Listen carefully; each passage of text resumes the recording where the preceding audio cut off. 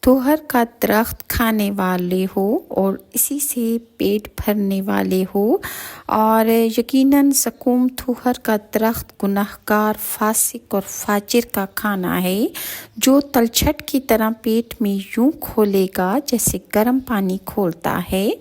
توہر پیٹ میں تیل کی تلچھٹ کی طرح ابلے گا جیسے پانی انتہائی درجہ حرارت پر جوش مارتا ہے۔ توہر کے درخت کی کیفیت بیان کرتے ہوئے اللہ تعالیٰ ارشاد فرماتا ہے، کیا یہ مہمانی اچھی ہے یا توہر کا درخت جسے ہم نے ظالموں کے لیے آزمائش بنا رکھا ہے؟ وہ درخت جہنم کی جڑ سے نکلتا ہے جس کے خوشے شیطانوں کے سروں کی طرح ہیں۔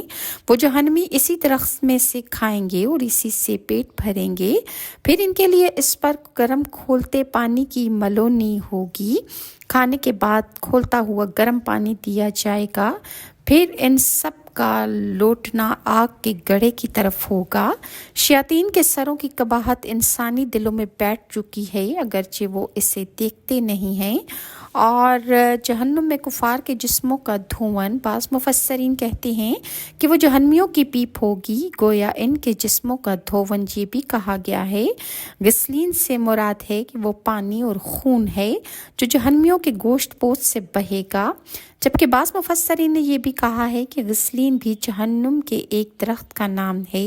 اور کانٹے دار گھاس اور جھاڑیاں، یہ کانٹے دار پودا جس کو قریش شبرک کہتے ہیں، جب یہ شبرک پودا خشک ہو جاتا ہے تو اس کو زری کہا جاتا ہے۔ یہ بدترین اور کڑوا ترین کھانا ہے، لہٰذا اس کے بارے میں خداوند کا اللہ تعالیٰ کا ارشاد ہے، ان کے لیے سوائے کانٹے دار درختوں کے اور کچھ بھی کھانا نہ ہوگا جو نہ تو موٹا کرے یعنی ان کو طاقت دے گا اور نہ ہی ان کی بھوک مٹائے گا۔ یہ ایسا کھانا ہوگا کہ حلق میں جا کر چپک جائے گا، نہ گلے سے آگے جائے گا نہ واپس آئے گا۔ بعض مفسرین کے نزدیک زعصا سے مراد زقوم اور زری کے مذکورہ درخت ہیں۔ اور قرآن پاک کی سورہ صافات کی آیت نمبر 62 تا 67 میں ارشاد خداوندی ہے، یہ ضیافت اچھی ہے یا زقوم کا درخت، ہم نے اس درخت کو ظالموں کے لیے فتنہ بنایا ہے۔ زقوم وہ درخت ہے جو جہنم کی تہہ میں اگتا ہے، اس کے شگوفے ایسے ہیں جیسے سانپوں کے سر۔